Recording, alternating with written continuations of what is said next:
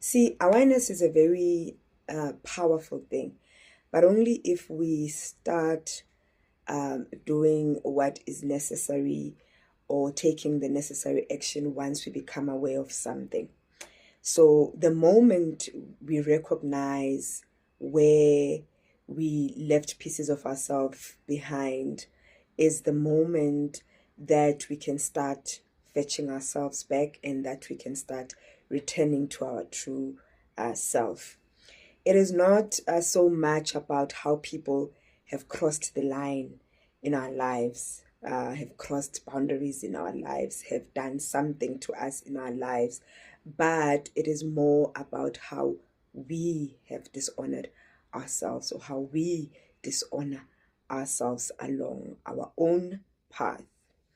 And let's look at some of the signal points of where this erosion of the soul happens, of where we left ourselves behind, of where we have abandoned ourselves. Ask yourself these questions this morning. What part of myself have I stopped expressing? And what does that look like? Are you able to truthfully answer this question? What do I need right now? Because, see, we have a tendency of minimizing how we feel. We have this tendency of invalidating our own feelings. And in turn, we abandon our truth and we abandon ourselves. What did my intuition tell me that I ignored? Are you, it's that feeling unsure with your decisions, with your choices, unless someone else approves or validates you. And what has left me, or what leaves me feeling drained and resentful, yet I accommodate, or yet I found myself accommodating.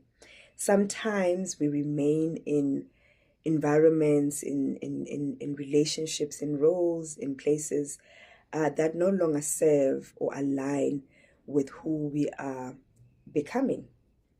And in so doing, we leave pieces of ourselves.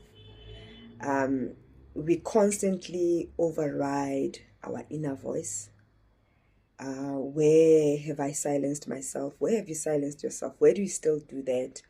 Where do you hold back your truth to avoid rejection, to avoid being misunderstood, to avoid being judged? Where are we saying yes when our spirit is saying no? Notice the places that you do this and have done this to keep the peace, to avoid conflict, or to gain approval. Because remember that your truth is always waiting on the other side of those yeses.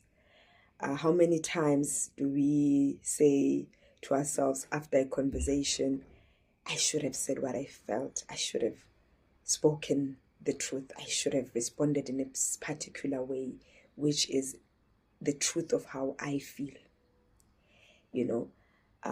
What made you disconnect with what once lit you up? Where did you stop? When did you stop dreaming? Where did you stop believing? When did you stop creating? When and where did you stop praying?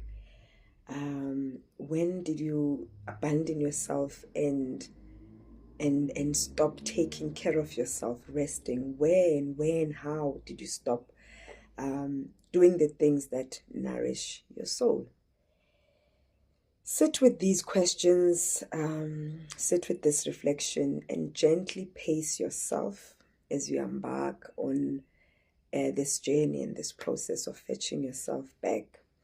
And remember that you are allowed to return to yourself at any moment and as many times as you need to. I do trust that you receive this reflection gently.